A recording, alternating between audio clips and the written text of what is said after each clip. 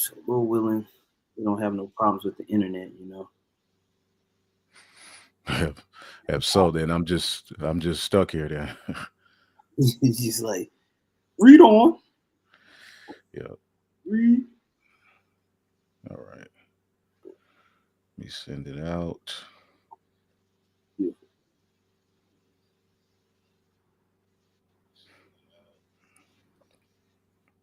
All right.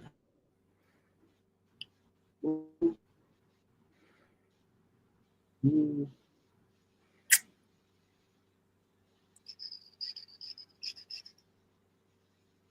You send it into the chats, or you want? I can send it into the chats.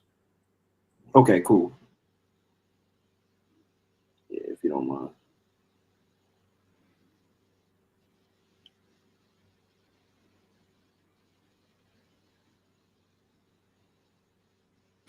Yep.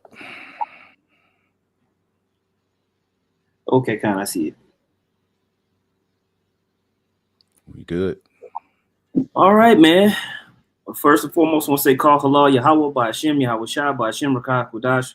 Send double honors once again to the apostles and the elders of Great Millstone.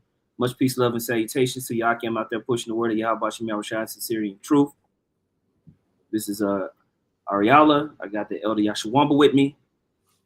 And today, what do we wanted to do? I know brothers have been touching on this character right here, Prince of Power.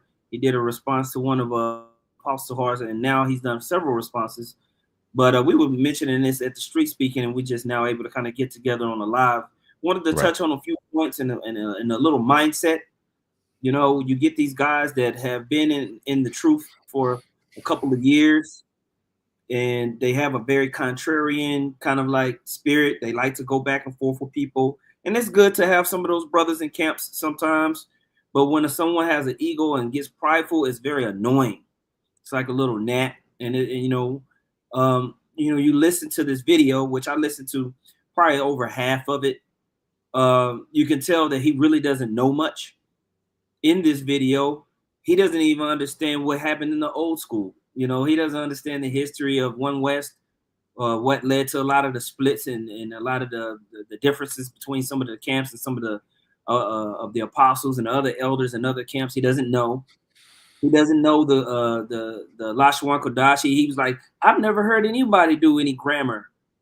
And we got tons and tons of videos, the old Hebrew packets, literally breaking down all the grammar. And he said, there's points where Apostle Tahar was going through, knowing if something is a plural word in the Hebrew, and that he was surprised by that, just showing you he's very much a novice. And there's nothing wrong with being a novice, but when you're a novice, you got to be humble, and he doesn't have the spirit of humility to receive this word. He's puffed up. And so that's why the Most High is blocking his eyes and his ears from getting understanding. And so we wanted to touch on a little bit of the mindset that he's in and kind of edify, Lord willing. Elder Yashawamba, did you have anything that you want to open up with? Hey, call hello, Yahweh Bashem Yahweh Shai. And for all you guys that are making this big case to save the heathen, why don't you go just teach them? Why you keep bothering us with it? Instead of going and teaching Moab to stop eating lizards and raccoons and panda bears and all of the shit they eat, you sitting up here bothering us day in and day out with this nonsense, leaving these long ass comments. Why don't you just go teach the heathen? Right. And see if they accept the word. If your whole platform is going to be rooted and predicated upon adding the heathen to the second covenant, go preach to them. Why you keep bothering us? Which Great we point. know is going to be a back and forth, but go teach the heathen. Go on video, go to Chinatown. There's pretty much a Chinatown or different, cultures of different nations in most cities. Go teach them. Go tell them about the love of Jesus. Yeah. And leave us the hell alone. Which we understand that this is just a part of it. We're going to have naysayers and contrarians, and we ignore some of them. We defend the gospel, for the most part. But at the end of the day, this whole thing about saving the heathen, you Israelites ain't even saved yet. And here it is, you're ready to throw salvation in the new covenant, the priesthood of Melchizedek and everything to people who don't give two shits about you and ain't making no calls for you. Right. And it's played out. Very. A lot of you are agents. A lot of you are just simple. This guy said, I believe he's been around 6, 7 years. You don't know a goddamn thing. You don't know nothing. Your whole platform is rooted in looking for what other Israelites do. You don't have a proactive ministry. Yeah. You see? It's just a reactive ministry. And you know who really started the reaction videos is Great Millstone, but it was based off of a level of knowledge and study that's been rooted for over 3 decades to be able to come and edify and admonish and exhort. These guys want to do these reaction videos just because they see it's now become a popular trend. Great Millstone started the reaction videos over 10 years ago. People wasn't doing reaction videos. We were the ones that were sitting down, seeing something that was on YouTube, play it, react to it, go through the scriptures and filter it spiritually. Now these guys, these guys, these come by night guys, these guys that crept in unawares think that they have a level of understanding because they saw a couple of things, but they never really studied, which is why he doesn't know a damn thing. I want to get this real quick, if you don't mind, Elder. Absolutely. I want to get 1 Timothy chapter 3, verse 6. Just read this real quick. It says, not a novice, lest being lifted up with pride, he fall into the condemnation of the devil. Okay, so this is what's happening to a lot of people. They're getting lifted up in pride once they get a little piece of knowledge, like the scripture says, knowledge puffeth up. And it's just like a little child. A child gets a little piece of knowledge and he wants to boast and brag as if he knows everything. I remember when my son was 5. Anytime he learned 1 or 2 things, he thought he knew more than me. Did you know this? Did you know the lions? Blah, blah, blah. Yes, son, I know the lions do that. Did you know? Did you know rhinos? You know, that's what these little dudes, that's what these guys do. They think they really think are thinking or saying something deep. And we're going to play a little bit of this video showing you how minuscule his thinking is. All right. I want to get this real quick. This is Titus chapter 1, verse 15. It says, unto the pure, all things are pure. But unto them that are defiled and unbelieving is nothing pure. Right. But even their mind and conscience is defiled. Okay? They profess that they know the Most High, but in works they deny him, being abominable and disobedient, and unto every good work reprobate. And that is this guy's spirit. Very much so, reprobate. He cannot take rebuke. He cannot take correction. All right? A lot of these guys have major daddy issues spiritually. And they don't want to see somebody having authority or anything like that. You had something you was about to say, Elder? Okay. I want to get this real quick. One more scripture. I think I had one more pulled up. Where'd it go? Boom. 1 Corinthians chapter 3, verse 1 says, and I, brethren, could not speak unto you as unto spiritual, but as unto carnal, even as unto babes in Hamashiach Yahushua. I have fed you with milk and not with meat, for hitherto you were not able to bear it, neither yet now are ye able, for ye are yet carnal. For whereas there is among you envying and strife and divisions, are ye not carnal and walk as men? And this is the mindset that this young man has right here. He's spiritually very, very young. He needs milk. He needs some milk. Yeah, he needs the milk. Because you can tell when he was listening to Apostle Tahar, he doesn't understand Apostle Tahar's teaching style, which is very deliberate. Apostle Tahar is not finna speed up for you. He's going to take his time. He's methodical. He's going to flesh it out. He's not worried about being cute and polished. But if you shut the fuck up and listen, you'll learn something. You'll learn a whole lot. And this guy doesn't have the patience. He actually was listening to Apostle Tahar go over a Hebrew word. He was going over the word Jew. And in his feeble mind, he's like, he's kind of stumbling here. He doesn't really know. No. He's just taking his time. You don't know. And then in the midst of it, he has to admit that he's learning. It's looking weird, man. Just prideful as all get out, man. You need milk. Really, that lesson was way over your head. This guy Yep. needs to go back and read the first 5 books and learn the history of Israel. Yeah. Okay. And anytime these guys see a point in history where the heathen, may have followed our ways, or a certain heathen was shown some kind of favor, they automatically want to present it as some form of them being included in the covenant, the new covenant. Now they're even going back to the first covenant and saying, well, the heathen were always accepted amongst, the promises. No, the promises to the seed of Abraham, Isaac, and Jacob. Replacement theology is off. Could we get a scripture in the book of Baruch real quick? Absolutely. Could you zoom in a little bit too on your screen? Okay. The book of Baruch, the 4th chapter. All right, let me pull because again, like I said earlier, we're not saved yet, and here it is. We got to continuously go back and forth, not only with actual heathen and Christians, Israelites, and a heathen like mine, a literal heathen who are following Christianity. We have to go back and forth with people who call themselves Israelites. You had a guy come on the comment board and say Lot wasn't an Israelite. Oh my God! Showing you that these dudes don't know what the hell is going on. Lot was of the righteous lineage. He was one of the sons of God before we were called Israelites. That was such a low-level comment. It's astonishing. Ishmael was circumcised. All of Abraham's children were circumcised. But who was the covenant made with of promise? It was with Isaac. Yeah.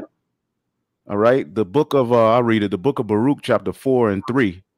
I start at 2. It says, turn thee, O Jacob, and take hold of it. Walk in the presence of the light thereof, that thou mayest be illuminated.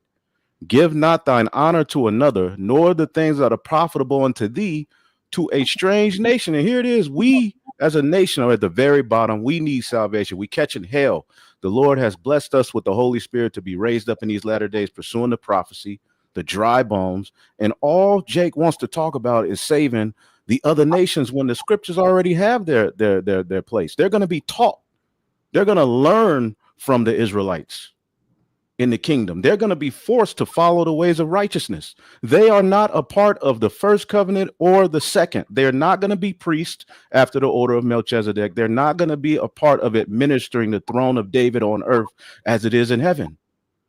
That's profitable unto us. But we have to sit here and argue back and forth with Israelites over saving heathen. And if the heathen could, they would hang your black ass on a light pole right now, man. Yep.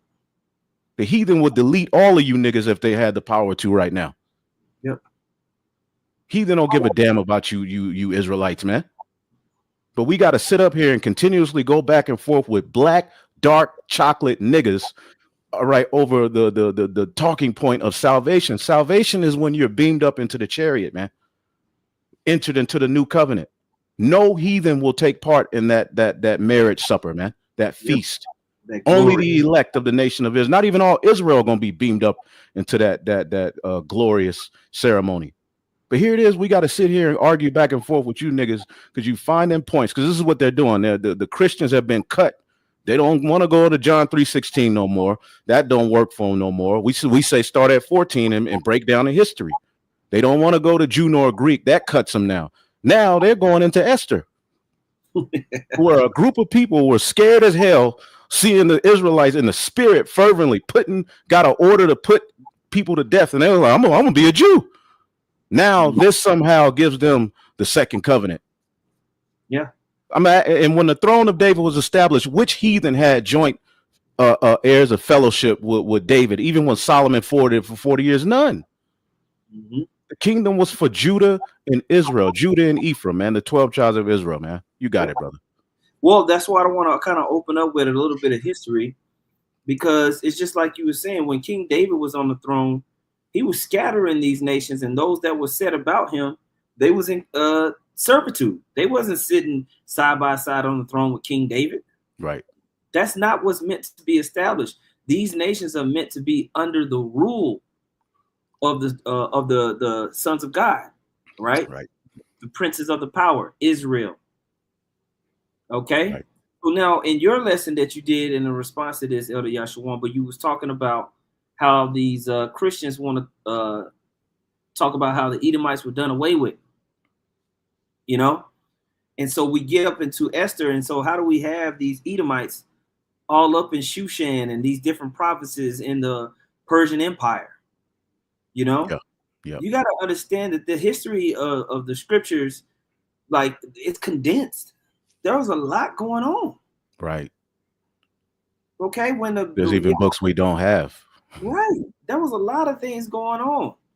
You're getting the highlight points of following the Israelites, but there was things going on. They want to you want to take a verse and put it into a vacuum, and without being able to extrapolate the point of everything. Now, when you go back in First King and you read here, First Kings chapter 11, verse 9, it says, "And the Lord was angry with Solomon, King Solomon, because his heart was turned from the Lord power of Israel, which had appeared unto him twice, and had commanded him concerning this thing, that he should not go after other gods, but he kept not that which the Lord commanded." And not because he was dealing with other women from other nations, it was going after their gods that made the Most High angry with Solomon. Okay?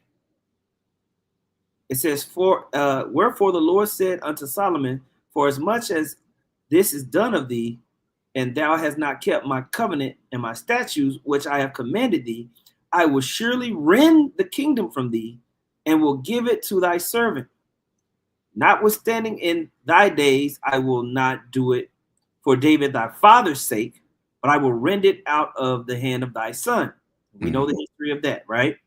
You had the southern and the northern kingdom that split, right? It says, howbeit, I will not rend away all the kingdom, but will give one tribe to thy son for David my servant's sake, right? The southern kingdom, and for Jerusalem's sake, which I have chosen.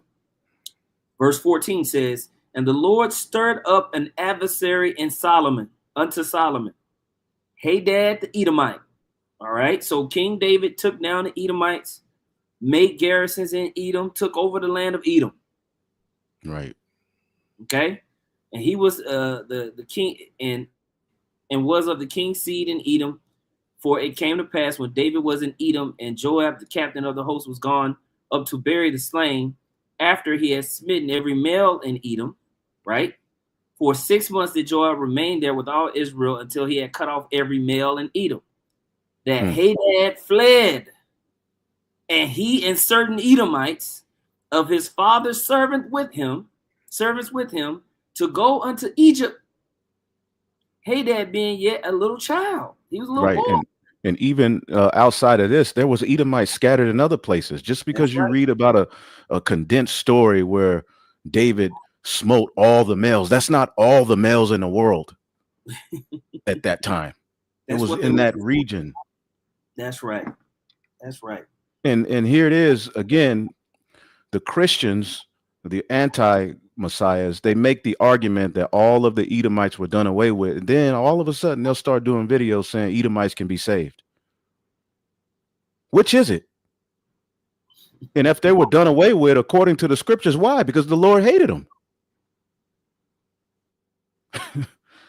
So which is it? Are they done away with? Can they be saved? What's the narrative surrounding Esau? I know they were not done away with yet. They're still here unto this very day, ruling the earth, pursuing the biblical prophecy. Esau is the end of this age. That's why they kept having the prophecies concerning Edom after King David reigned. Right? Because it was a future prophecy. Right? And we're seeing this example in history of Hadad the Edomite fleeing to Egypt, right? When he was a little child. So did he go by himself as a little child? Like, no, right. He had family, he had servants, he had people, he had rank. There was 12, Esau had 12 sons, the dukes of Edom. They were all over the place. Okay? Verse 18 says, and they arose out of Midian and came to Paran, and they took men with them out of Paran, and they came to Egypt unto Pharaoh, king of Egypt, and which gave him an house and appointed him victuals and gave him land. And Hadad found great favor in the sight of Pharaoh, so that he gave him to wife the sister of his own wife, the sister of Typhonese the queen. And the sister of Typhonese bare him. So this lets you know, if he was a child, now he's having kids. He was there for a good minute. you think the other Edomites that was there in Egypt that went with him was doing? Just standing around looking stupid? No, they were having kids too. Right. They were having families and building and having relationships. And you can see he's hanging out with Pharaoh. Does this mean he a low-level dude? No, some streetwalker is not going to hang out with the Pharaoh of Egypt. He's got rank, positions. He's doing deals, all types of stuff. Okay. Right. Now, for the people watching, the point that we're making is that these individuals are arguing that the Edomites were done away with because they'll go to certain sections in the scriptures, and what they'll do is they'll see that it say he smote every male in Edom, or he, you know, and they're making these arguments that the Edomites are done away with, and our doctrine is flawed as concerning the Edomites, because the Edomites were already done away with. This has been an ongoing argument. All right. And as the elder required Quam just posted on the page, Isaiah 63 is end time prophecy that links with Revelation, the 19th chapter. Speaking of Esau, Edom, point blank period, the Edomites are not done away with. Okay. Right. And if they were, what year and what was the event? Was it recorded? You got it. Right. And so it says, in verse 20, the sister of Taphanes bare him Junabath, his son, who Taphanes weaned in Pharaoh's house, and Junabath was in Pharaoh's household among the sons of Pharaoh, right? And when Hadad heard in Egypt that David slept with his fathers and that Joab, the captain of the host, was dead, Hadad said to Pharaoh, let me depart that I may go to my own country. All right? Right. Then Pharaoh said unto him, but what hast thou lacked with me, that behold, thou shouldest go into thy own country? He answered, nothing, howbeit let me go in anywise. Okay, and so then he set out to in a campaign to do what? To recapture the lands of Edom, right? Leading all the way up to the time of when Babylon came around. And then they conspired with Babylon, race it. All right. Yep, they were still around. They helped the Babylonians take us down. That's right. Recorded in history. So they weren't done away with. Yep. So that was a fermenting hatred that's gone on generation after generation after generation. All right. Leading up into the time when you read this in Esther, this is why it became a holy day, because it was a great victory. Okay. It was a great victory that happened when you read here in Esther 17. Okay. So I want to play this clip, unless you got something, Elder. No, I'm good. I'm going to play this clip because he makes a comment here, and it just shows you how much of a novice he is. Right. Okay. 17. This last verse. What he's doing here too is that he's his main point here is to show that within Esther 8:17, there's two words for Jews there. And he's saying what they became isn't, when it says the Jews, the first Jews there, and then it says then they became Jews. What they became is not the same word. And to his credit, that is a point. All right. That's the point. You know what I'm saying? That's the point. Because could you pull up? You got Esther right there, right? Yeah. I got and it. We went over the history already. I mean, pretty much if you brothers and sisters been watching, you know at this time, the ruler of the Persian Empire, Xerxes, right? I forget his other name. He basically gave a decree that the Jews could put any of their enemies to death. So you had a large number of heathen who said, you know what? Fuck that. I'm scared. All right. If you read it right there, Esther 8:17, it says, and in every province and in every city, whithersoever the king's commandment and his decree came, the Jews had joy and gladness, a feast and a good day, and many people of the land became Jews, for fear of the Jews fell upon them. Now, when you look that word Jews up. For fear of and what was the decree? Was they just going and saying, hey, leave them alone? Or were they killing people? Right. Anybody that was coming up against the Jews in these lands were getting slaughtered. Right. Okay. Why didn't they want to become Jews before that?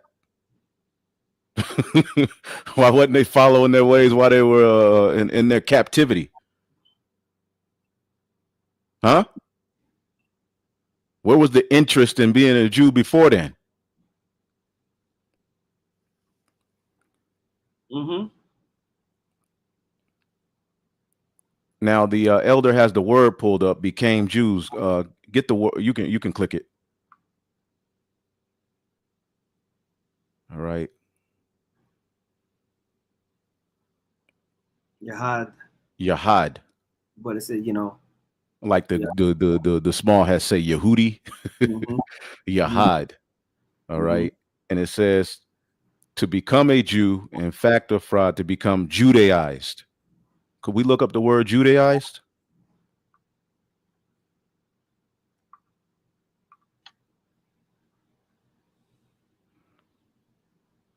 All right. Just like at the time of the Greeks, we were Hellenized. We fell heavy under the customs of the Greeks. We were still Jews. We were still Israelites, but we became Hellenized. These heathen became Judaized. Did you look it up? Mm-hmm. Can you see that right there? Nah, it's not showing. It's not showing? Oh, okay. It's showing. Let me pull it up like this then. Yeah. I thought I had pulled it up somewhere. Could have sworn I did. Because then we're going to look up the word Yahwadah, which is where the tribe of Judah come from. And as you're going to see, it's two different words. And Apostle Tahar is making this point, and this guy says that, well, to his, point. That is a point. That's the point. That's the point. That's the point. That's the point. Listen to him. I'm gonna play this a little bit. And we'll get Judaized. Listen to him. That's a point, and you can tell this is just a contrarian type of guy. No. It's not a point. It's the point.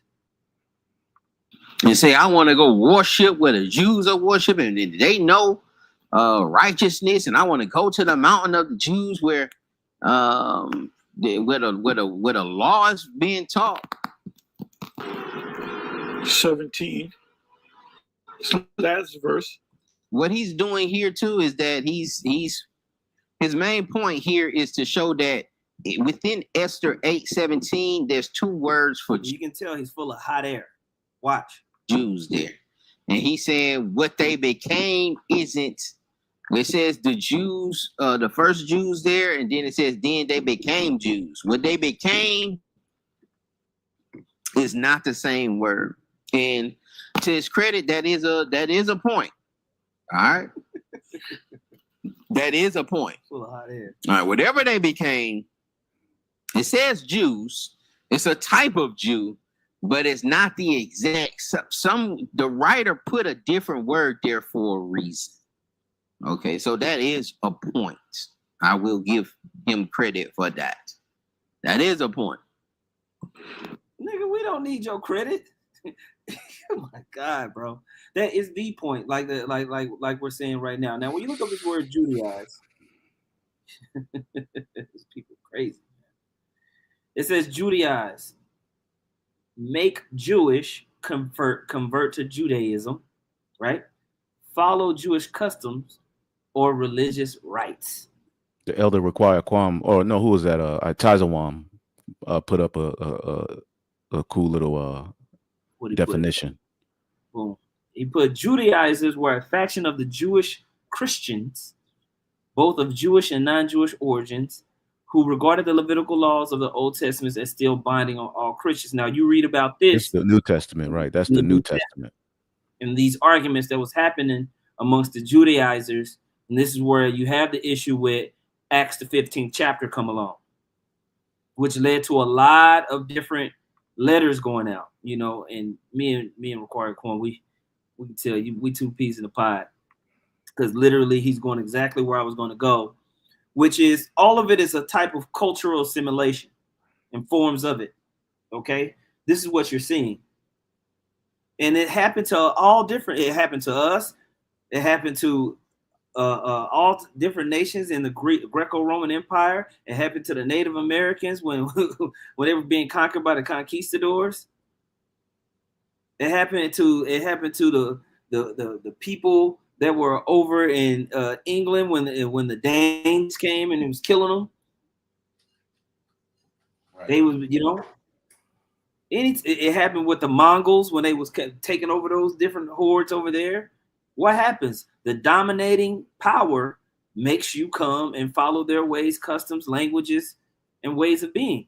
Now, when you read in Esther, if everybody's getting killed for coming up against the Jews in that region, what the fuck you think they're gonna do if they want to live? Right. What would you do? What have you done? At that time, if you was a heathen, you know? This is not rocket science. Again, in that instance did not give those heathen rights of heirs fellowship with the covenants of promise. Right. They literally just followed the customs. They followed, which they're going to have to do that anyway. Mm-hmm. And that guy quoted Micah, where in the kingdom, the heathen are going to want to come and learn from us, which is proof that they're not going to be under the new covenant, because no Israelite is going to have to teach another Israelite. Who are we going to teach? Who are we going to be priests? We're going to administer the law to the heathen because they're going to need to learn. That's right. Showing you that they don't get salvation. Salvation is where you don't have to learn anymore. It's in you. That's right. That's right. Neither shall they be taught anymore. Scriptures say that. We're going to get there too. But I'm going to go back to this definition here of cultural assimilation just to touch on it. Cultural assimilation here in Wikipedia says is the process in which a minority group or culture comes to resemble a society's majority group or assimilates the values, behaviors, and beliefs of another group, whether fully or partially. This is what happened to us when we were brought over here on cargo slave ships. We had one type of culture, language, way into being, and literally was beaten out of us for a whole different system of values, behaviors, beliefs. All right. The different types of cultural assimilation include full assimilation and forced assimilation. Full assimilation is the more prevalent of the two, as it occurs spontaneously when used as a political ideology. Assimilationalism refers to governmental policies of deliberately assimilating ethnic groups into the national culture. That's what was done to the Native Americans. Right. Okay. Boarding schools. Okay.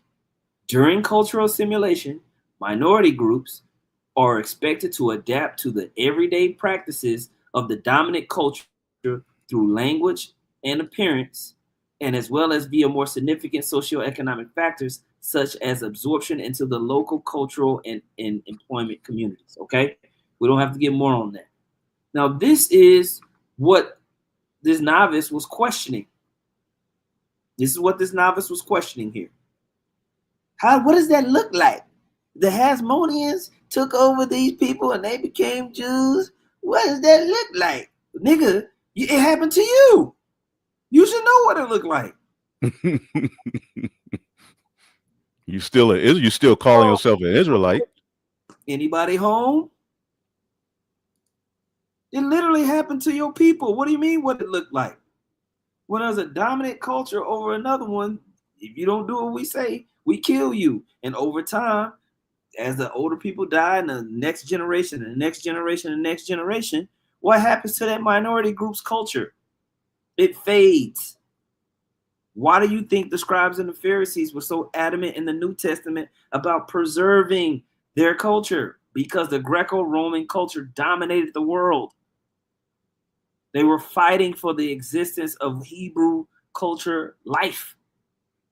It was a big deal. Okay? I'm going to play this real quick, Elder Yashwamba. Go ahead. You know, when you bring that stuff up, what he's mentioning there is the Hasmonean dynasty. All right, when you're reading the book of Maccabees, first Maccabees, second Maccabees, third Maccabees, fourth Maccabees, whatever Maccabees you're reading, You're detailing uh, a lineage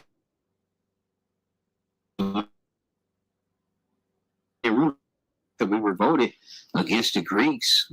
Had a victory against them, made a treaty with the Romans. We just and they thought they were Jews, but they're not Jews. They just thought they were Jews. Listen, they ain't think nothing. They were forced into doing that. They were forced into doing it here. It says, for the fear of the Jews fell upon them in Esther 8 and 17. What do you think this is? Right. They taken them to death and made them Jews. Right. And when you go into that Hasmonean dynasty, a lot of those Edomites were forced to be Jews because you could not fight in the when you look up the history, you could not fight in our military unless you were keeping the laws, unless you were a Jew. So what did they do? They converted again, just as we just saw this group of people converted. That was one of the reasons they converted. All right. They circumcised themselves. All right. And they became Judaized to fight in the military. Okay. That did not make them bloodline Jews. They were not of the tribe of Judah after that going forward. They won't be numbered amongst the 12,000, right, of the tribe of Judah and the 144,000. They're not Israelites. They're merely keeping the customs of the Israelites, calling themselves Jews. Mm-hmm. And that's to the benefit of the nations. The nations are going to do that in the end anyway. They're going to be assimilated to our way of living. They're going to be assimilated to our form of immortal living on earth. They're going to have to. Okay? They're going to have to do this. It's not going to be, we're asking you. You will do it. All right? This is the definition of religious assimilation. Refers to the adoption of a majority or dominant culture's religious practices and beliefs by a minority or subordinate culture. The Hasmoneans made them subordinate to them and forced them into the way of Israelite culture and being. Okay? That's what happened. That's what happened here. Mm-hmm. It's not that. That's what happened to us too when we were Americanized. We were Americanized. This is a part. This is a form of assimilation, indoctrination. This is, that's what happened, man. You can read about it here. We ain't gonna, I ain't gonna go all deep into it.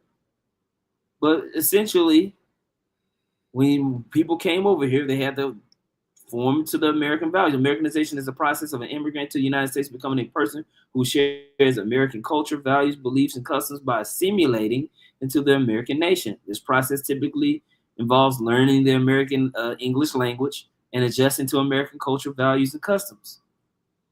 Okay? That's why they make you, when you come over here, you got to take a test.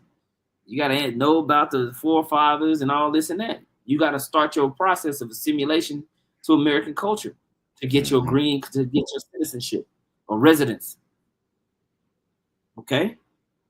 This is not nothing new. That's what it looks like. That's what it looks like. Okay?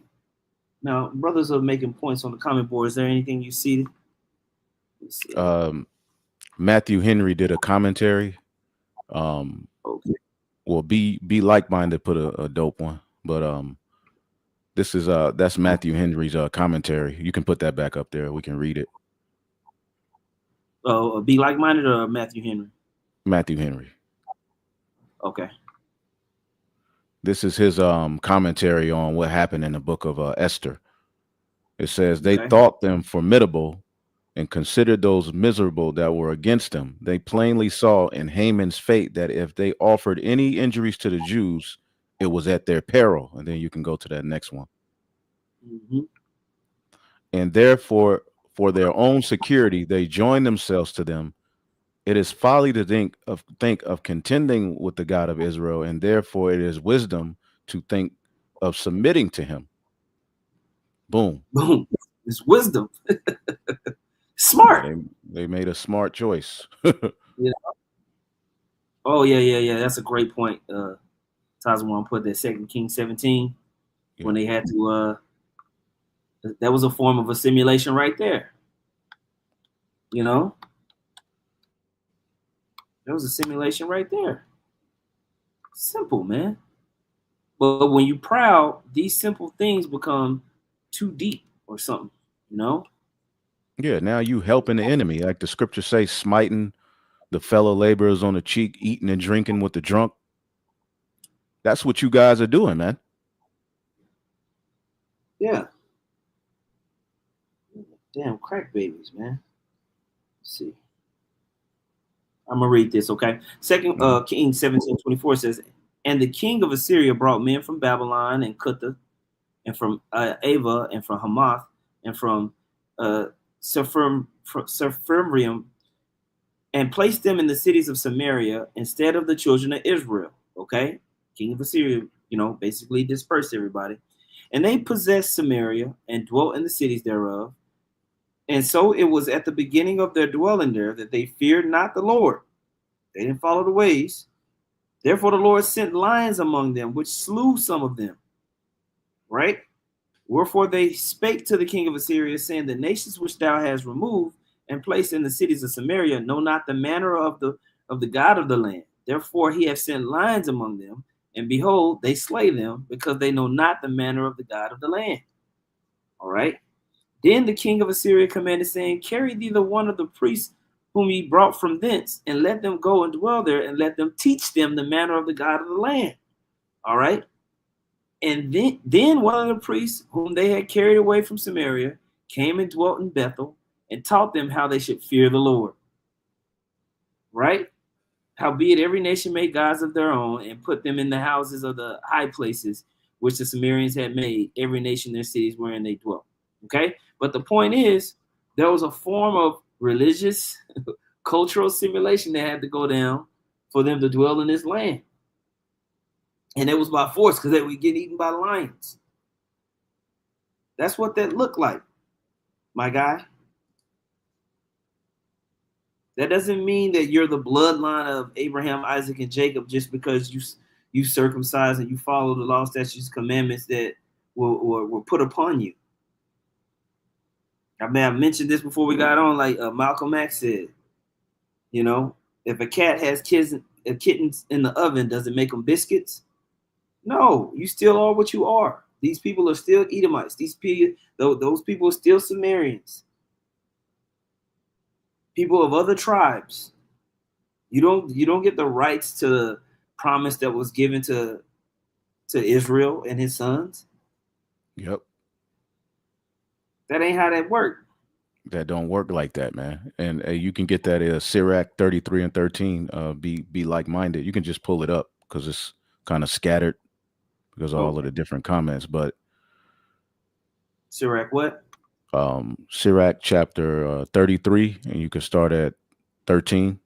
Well, 12. 11. Sirach 33 and 11. Sirach chapter 33, verse 11, it says, in much knowledge the Lord have divided them. Well, shoot, verse 10. You started at 10, yep. Yeah. And all men are from the ground, and Adam was created of earth. In much knowledge the Lord have divided them, and made their ways diverse.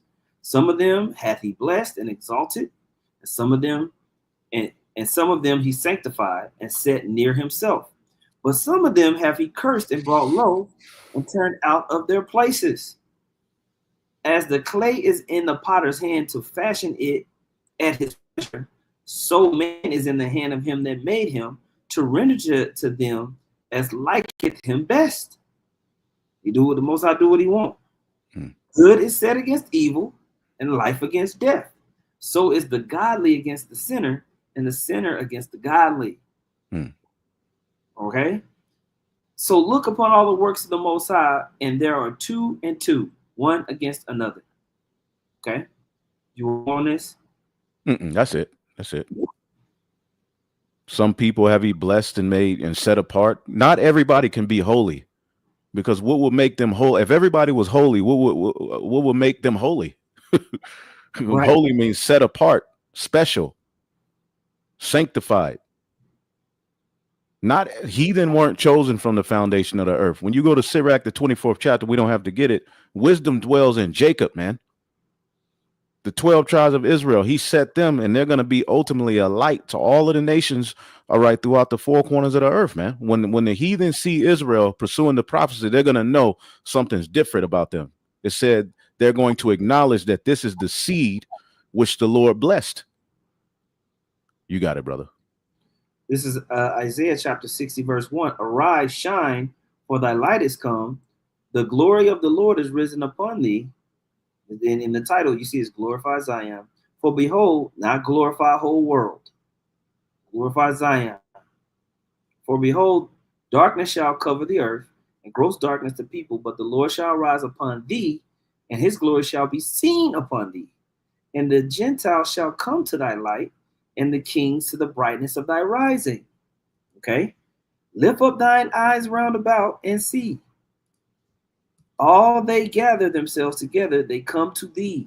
Thy sons shall come from afar, thy daughter shall be nursed at thy side. Then thou shalt see and flow together, and thine heart shall fear and be enlarged, because the abundance of the sea shall be converted unto thee. The forces of the Gentiles shall come unto thee. How are we going to get the forces of the Gentiles? We're going to be ruling over them. Right, because that's what Yahushua is coming to do. First of all, Yahushua pursuing the prophecy and pursuing to what's written in the New Testament. There's prophecies in the New Testament as well. He's coming back to smite the heathen and to rule over them with a rod of iron. That's first and foremost. The heathen are going to be taken down. Okay? Point blank, period. They're going to lose their power. Okay? They're going to be disarmed. And they're going to be put into a position of servitude. That's written in scripture. The scripture cannot be broken. Yahushua didn't come to change any of that. You see, he didn't come to change that. He's coming to fulfill it.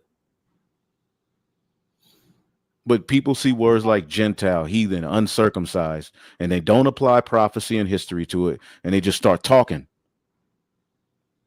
So now the promise made to Abraham, Isaac, and Jacob, and all of these various prophecies we're reading no longer matter because of their emotion. That's mean to be like that. The God of this world have blinded their minds, man. And there's so many scriptures we can go to. There's so many points we can make. You know? Yeah. And you read this, you see the servitude that's basically given up from the Gentiles unto the Israelites. Now, I'm going to skip down, man, to verse 10. It says, the son of strangers shall build up thy walls, and the king shall minister unto thee. That means they're going to serve. For in my wrath I smote thee, but in my favor I had mercy on thee. Therefore thy gates shall be open continually. They shall not be shut day nor night, that men may bring unto thee the forces of the Gentiles, and that their kings may be brought. For the nation and kingdom that will not serve thee shall perish, die. We're going to be mean to them. If people don't serve us, we're going to be naughty and mean to them. Right. And even when they do serve us and we be nice to them, that don't mean they included in the blessing. They're not included in the blessing. Because there, there may be certain heathen you have favor on amongst all of the rest of the heathen.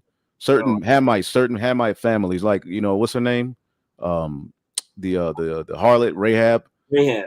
You may have favor on her and her family.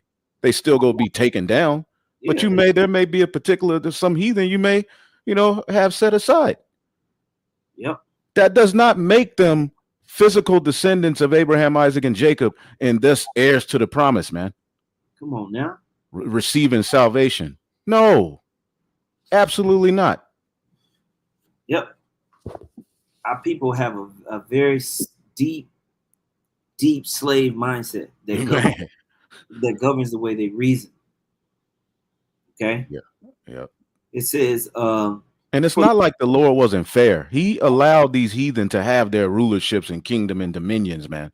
They had their turn. They had their time, bro. The Lord is fair, bro. Mm-hmm. We're telling you that the kingdom to come is for the Israelites. That don't mean the heathen ain't gonna be there. That don't mean the heathen won't be happy sometimes. But they will be under us. I guess that's what Jake want to hear. Are they gonna be smiling? Yeah, they gonna play cards too, dude, together. Dude. Shit. God damn, you niggas are annoying. Sheesh. This is why y'all ain't gonna be put in that royal leadership position. You're not judges, man. Gonna be a regular Israelite. Whew. Leave it up to you niggas. You be looking to the left. You on a chariot and Trump's on the chariot. Yeah. Yeah. And really, these guys, they come on here and they throw temper tantrums. They really want to just ask and say, hey, I don't understand. Can you please help me out and break this down a little bit more for me? But the pride and spoiled nature of being on YouTube and having all this information given to you online is this puffed up, spoiled, daddy issue brat mentality. You answer my question. I don't understand. And they throw fits. What does that look like? The Hasmonean dynasty, and then they became Jews. What does that look like? Nigga, how'd you become a nigga? You still call yourself an Israelite. What did that look like for you to become a Black American? Hello? Use your head for more than the hat rack, man. Okay? This is not that deep. But you guys need milk instead of trying to eat this meat. You want to go listen to Apostle Tahar's videos, and you need to just get the basics things. You don't even know the Hebrew. Go back and you need to go back and go read the Hebrew booklet. You know, if you was in our camp, you wouldn't even be holding signs. You'd be on the other side. You wouldn't be in the camp. Absolutely, and a lot of guys think that they think that that's somehow sunning them, or how could you? No, you would be on the other side learning until you were saw fit to be able to take the test. Yep. And when you took the test, nigga, you would fail. Yep, miserably. And if you did somehow pass for the first, you wouldn't be allowed to say shit. Because you don't need to say nothing. You need to be quiet and learn. I mean, go get some more bottled waters. Yep. Okay? That will be your role in the camp. Until we saw fit for you to open your mouth and try to teach somebody something. Everybody got a podcast now. Yeah. You know, watch the Kendrick Lamar versus Drake, and everybody doing reaction videos, and now you want to do it. You need to shut the hell up. All right? So this is going back in Isaiah 60 and 11. Did you have something else you want to say, Elder? I'm just going to finish this point. It says, therefore thy gates shall be open continually. They shall not be shut day nor night, that men may bring unto thee the forces of the Gentiles, their booty, their goods, their services, everything. That's it. And that their kings may be brought. For the nation and kingdom that will not serve thee shall perish. That means they will get killed. Yes. Yea, that those nations shall be utterly wasted. That means bad things will happen to them. Blood, death. Vocab said that doesn't mean that. And if we bring this out, he'll say, so you want to kill? He didn't. Meanwhile, Netanyahu and those small heads over there bombing the shit out of people using the Bible. How about that? Anyway, you got it, brother. This is plain. If you're trying to tap dance around this, take that ugly ass hat off. Oh my gosh. Verse 13 says, the glory of Lebanon shall come unto thee. What does that mean? We're going to get all your stuff.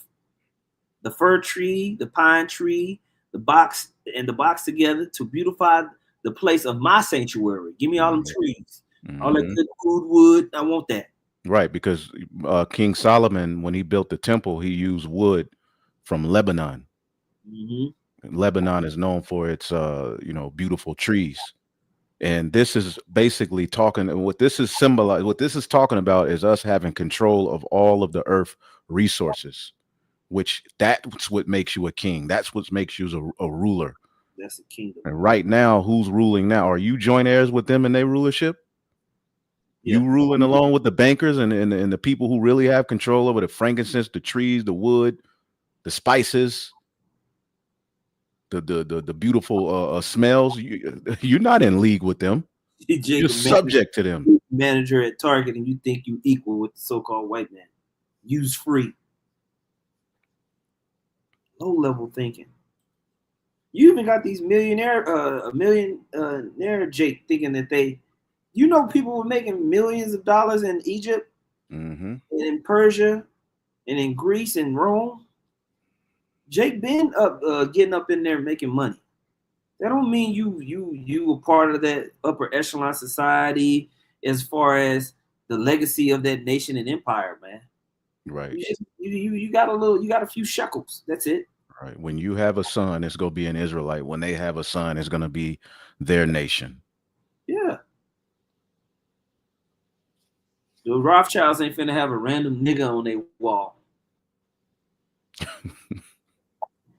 He was a great nigga slave we had. Otis Ben Niger. We love him. No, he's not getting mentioned. Okay? Verse 14 says, the sons also of them that afflicted thee shall come bending unto thee, and all they that despise thee shall bow themselves down at the soles of thy feet, and they shall call thee the city of the Lord, the Zion of the Holy One of Israel. Okay? That's power, rulership, dominion that's given to a particular people, the nation of Israel, over the nations of the earth. Okay? Right. Yep. Can't get around that. Could we get Isaiah 61 and sure. I guess you can read from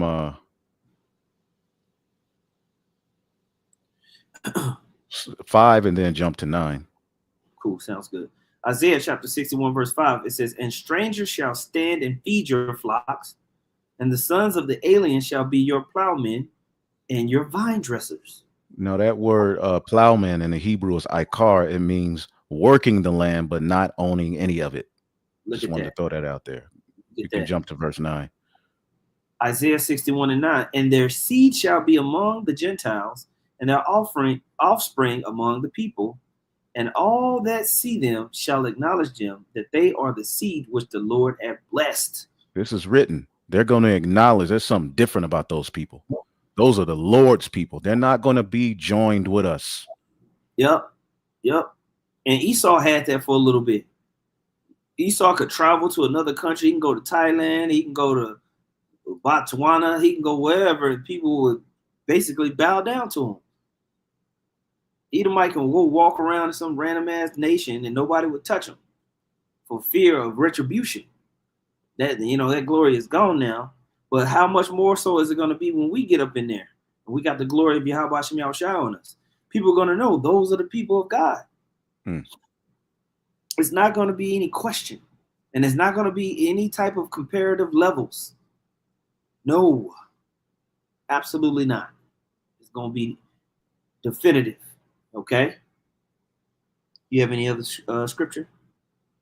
I mean, we maybe later. You can any other points you wanted to make.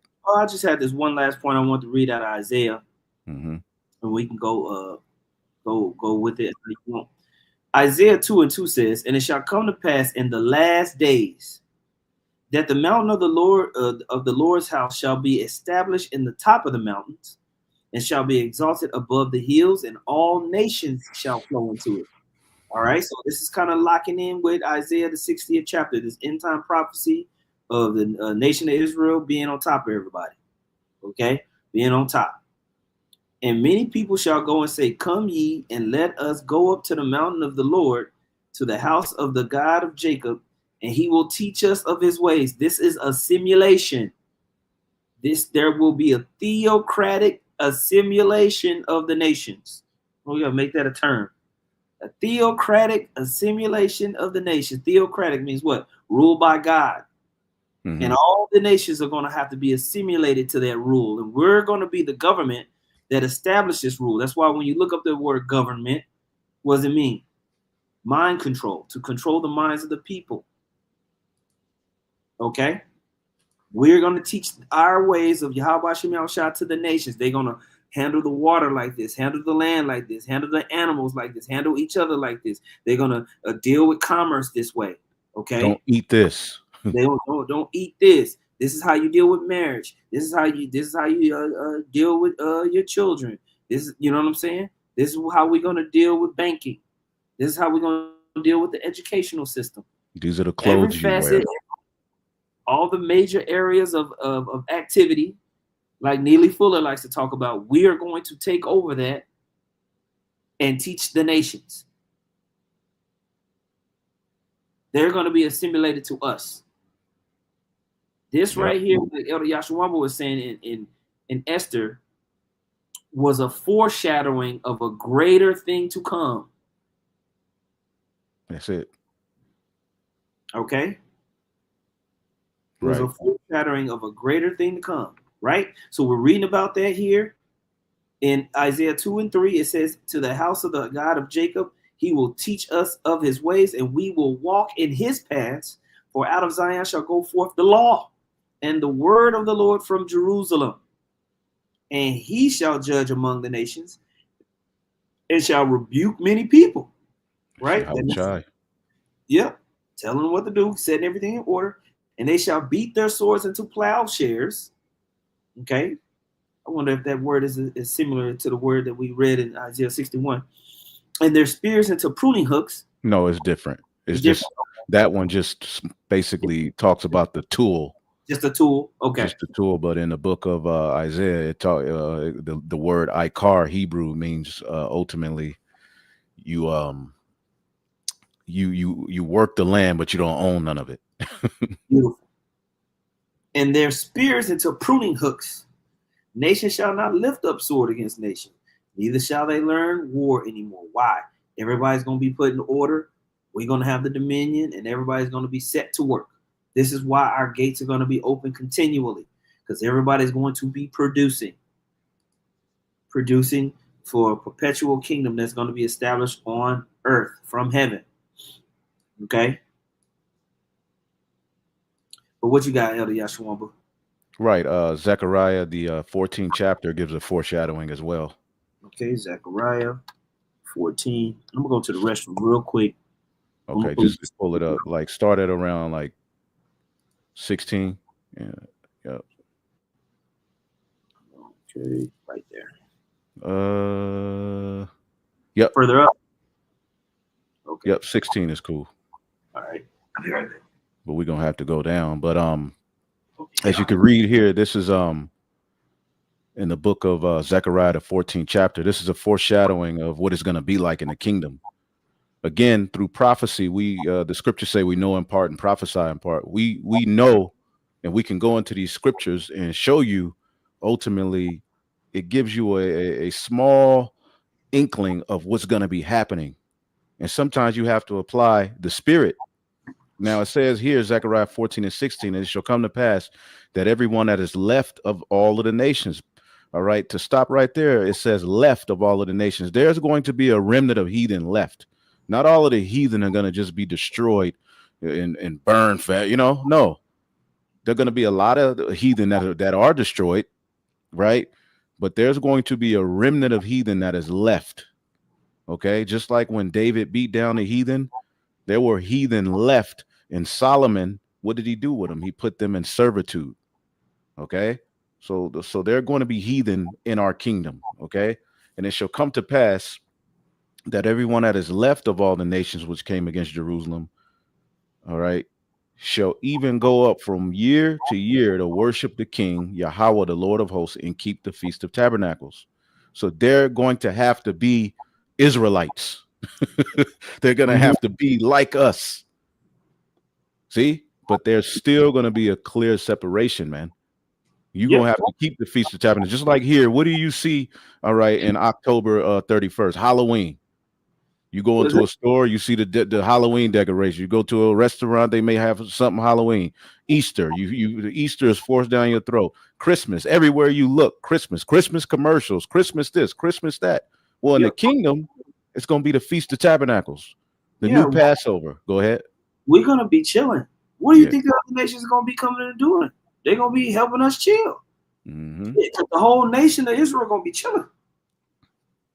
So you can imagine that, it's going to be a big festival party. You know what I'm saying? Right. Yep. Hey, Elon, give me some more of that. Yep. More wine. Yep. Right. It says, and it shall come to pass, and it shall be that whoso will not come up of all the families of the earth unto Jerusalem to worship the King, the Lord of hosts, even upon them shall be no rain. So if they don't send any representatives to come to the high holy days when it's time to come, we're going to have a spiritual heart program.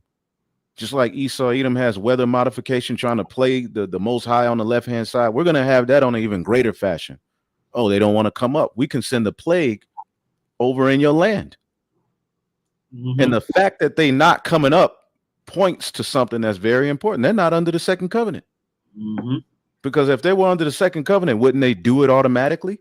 Yep. It's not in them. It's not going to be in them as it's in the Israelites, because we can also get Hebrews 8 and then, some comments. But if you look here, and it shall come that whoso, and it shall be that whoso will not come up of all the families of the earth unto Jerusalem to worship the King, the Lord of hosts, even upon them shall be no rain.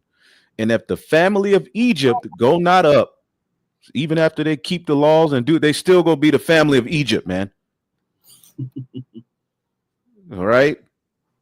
Matazarium.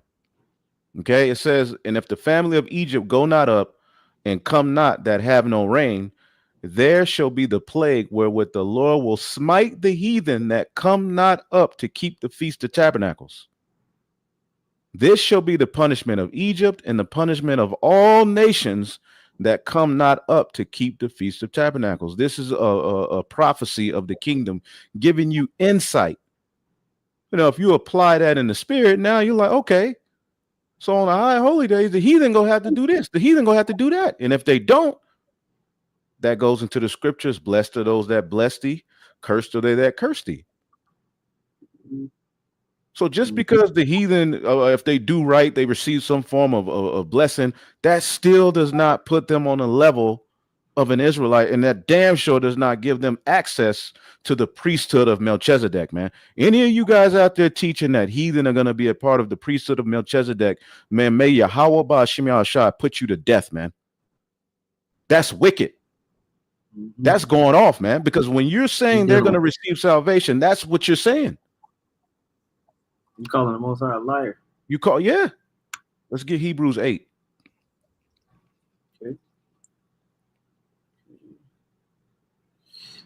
Okay. And see, this is what the bottom line is. People really don't understand what salvation is.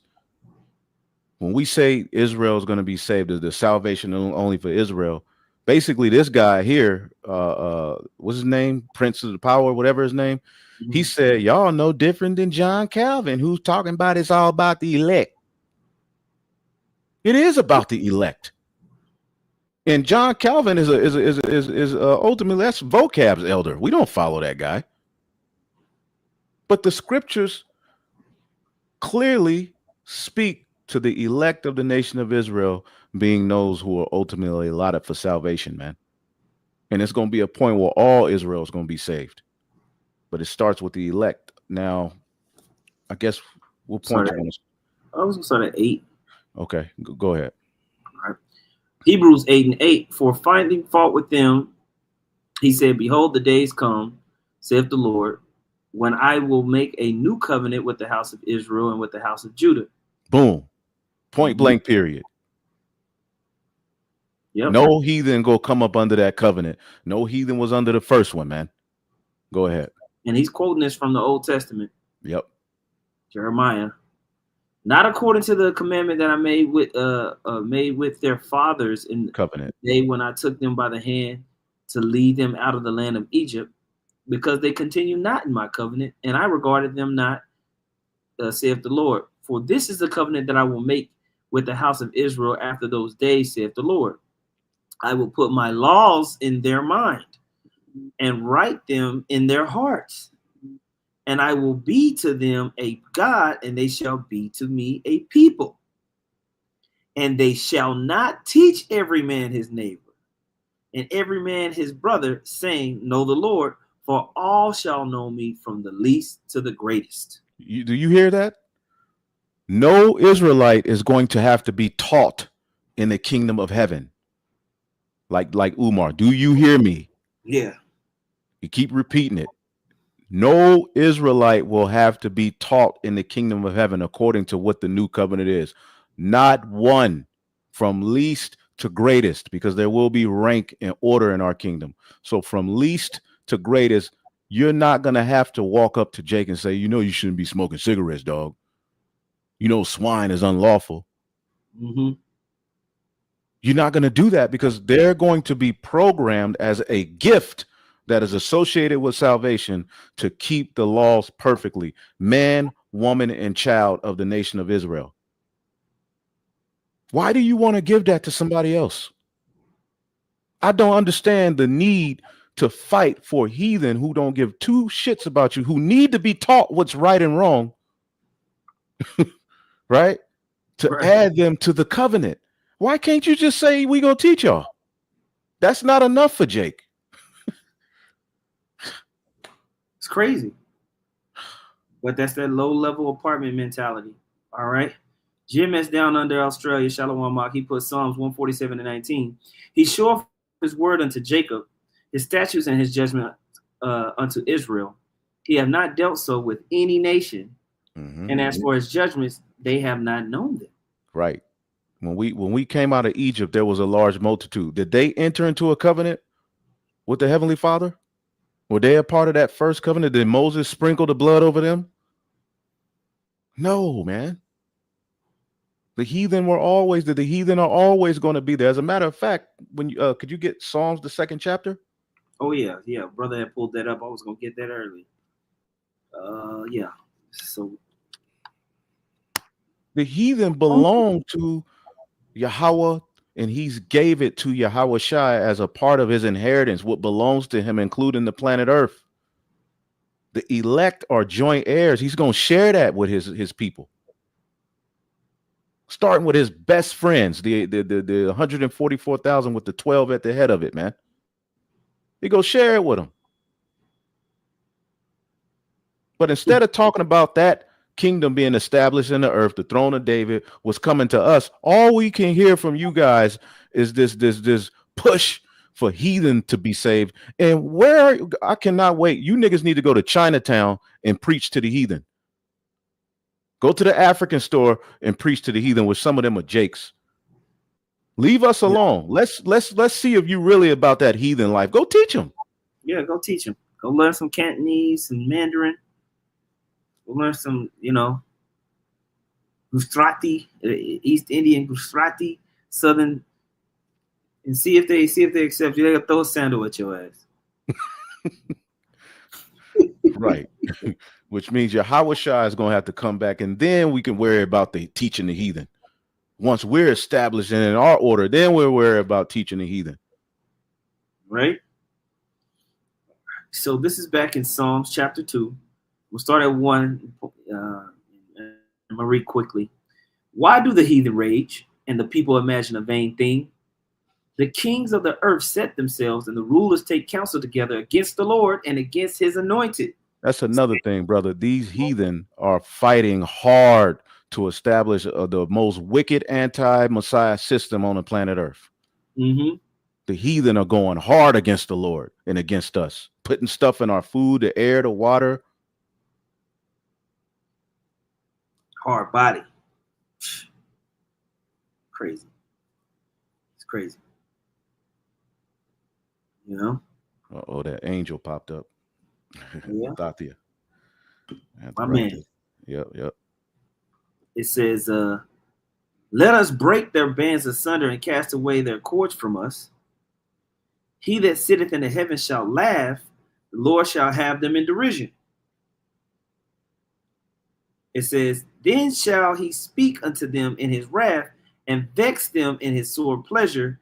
Yet have I set my king upon my holy hill of Zion. Because basically the heathen are fighting that Yahweh Shai does not reign. That's what the Lord is basically explaining here. They're trying to free themselves from slavery to the Most High. They're trying to cut the connection between him and his people. They're trying to set up a system where they X out the Son of the Most High and set themselves up as saviors through their technology and everything else. But the Lord is laughing at them. And he's like, nigga, I'm going to set my son, my holy king, up on the hill of Zion in Jerusalem, and he's going to rule with his people. You got it, brother. Boom. It says, ask of me, Salakia, verse 7. I will declare the decree. The Lord hath said unto me, thou art my son. This day have I begotten thee. Ask of me, and I shall give thee the heathen for thine inheritance, and the uttermost parts of the earth for thy possession. Thou shalt break them with a rod of iron. Thou shalt dash them in pieces like a potter's vessel. We read that in the book of Revelation. This is the intention and the purpose of the Lord coming back. This is what he's going to do. He's going to set things to where we have the heathen for our inheritance and the uttermost parts of the earth as a possession. The nation of Israel is going to be joint heirs with the Lord. Yep. And receive that promise that the Most High had gave to Abraham, Isaac, and Jacob. Not Revelation to everyone. 2. Revelation 2. Mm-hmm. You know, because everything, this earth belongs to Yahweh Shai and the sons of God, man. That's it. As a part, what's that scripture in Proverbs? We found it. It says a man without subjects is nothing. Yeah. You know, I believe it's Proverbs 14 and 28 in the NLT, but a man who has no subjects, you're not ruling. Human resources is the number one determining factor of a flourishing kingdom. Mm-hmm.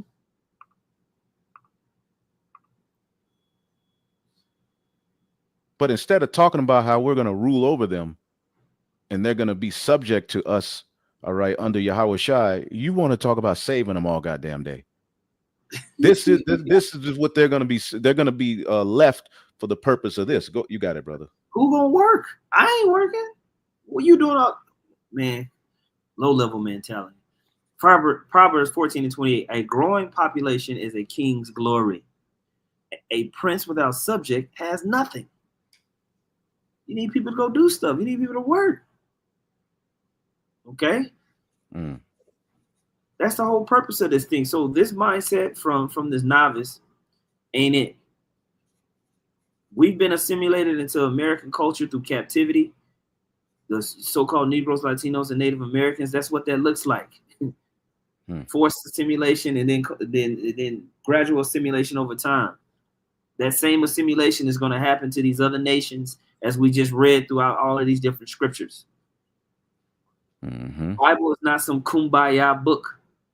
The Bible is a book really to the nobles and the kings of the nation of Israel to read and remember themselves by. The Bible is not for all of Israel. It's really for the higher ups. Right. Okay. This book is for the higher ups, the nobles, the priests, not low-level apartment-minded men like this. Okay. It's about rulership and how to govern the earth. That's what the Bible is about. Okay. Did you have any other points that you want to make out of Yashwamba? That's pretty much. I mean, you know, Revelation 2, where he promised he's going to share it with us. Okay, kind. We can get that. And I guess we can close out with that. Yeah. As you had up, you know, when the time comes for you to be teachers, man, you got to know the sincere milk. We live in a culture where a lot of people just hop on the internet spewing things. You're just talking, you know, and that's become a trend. But y'all are playing with the God of Abraham, Isaac, and Jacob. Y'all taking these words, you're sitting up here. Here it is, you're supposed to be Israelites, but here it is, we got to defend salvation against Israelites. The Lord is going to shut you niggas' mouths, man, very, very soon. 2 and 26. You can make it red too. I guess start at 20. That's good. That's good. What'd you say? How you make it red? When you go up to the top of the page, go to the top, and you see where it says paragraph, Strong's, red letter. Oh, okay. You go to the right, red letter. Boom, right there. Dope. Fire. All right, I didn't even know that. I learned something today. Look at that. Revelation chapter 2, verse 26. It says, and he that overcometh, and another good point is when you read up, it talks about the hidden manna too. But we will stick to this. And he that overcometh and keepeth my works until the end, to him will I give power over the nations. And he shall rule them with a rod of iron, as the vessels of a potter shall they be broken to shivers, even as I received of my Father. So what his father gave him, all right, the earth, including the heathen. Did we read that in Proverbs? Yeah. Okay. You're talking about 14 and 28? Yeah, did we read that? Yeah, we read that. Okay. Yeah, read it again. Read it again. Proverbs 14 and 28, a growing population in the NLT. A growing population is a king's glory. A prince without subjects has nothing. Boom. So the Lord has given us a whole batch of heathen. He gave it to his son, Yahweh Shai, and then his Yahweh Shai just said, look, I'm going to give you that same authority. You're going to be joint heirs with me. Then when he told Peter, I give you the keys, that when you look up that word Kleis, it goes into authority. The authority we have now is just to preach the word, but that we're going to go from glory to glory. In the kingdom, the 12 disciples and the rest of the 144,000 are going to literally have dominion to rule, judge, and have dominion on the earth, man, with heavenly bodies. Why do you want to give that to somebody else? That's all I want to say, man. Yeah. I mean, that's the point, man. That's the point. You know, we want to just kind of go over it and give land back on what all the apostles and bishops and the elder brothers have been going into. And, you know, you got to understand the nature of this thing. Like I said, the Bible is not for low-level men. It's for nobles and kings and future kings. So guys got to step the game up, man. So any closing words? Yeah, to the brother Mathathi, I'm definitely taking those points. I'm gonna do a lesson on that. The 3 major points of salvation. Yeah, I'm definitely gonna take that. The water. I need all that. Yep. Okay, the man. water So to all you brothers, man, that left yeah, comments, and you sisters as well. Shalom, you know. Brothers was cooking, man. So with that being said, man, say call hello, Yahweh Bashim Yahushua. Bashim Kakadash Barakadam. Tell you all you guys, man. I want to say double honors to the apostles and to the elders. And much peace, love, and salutation to all you out there pushing the word of Yahweh Bashim Yahushua in sincerity and truth, man. Shalom. Shalom.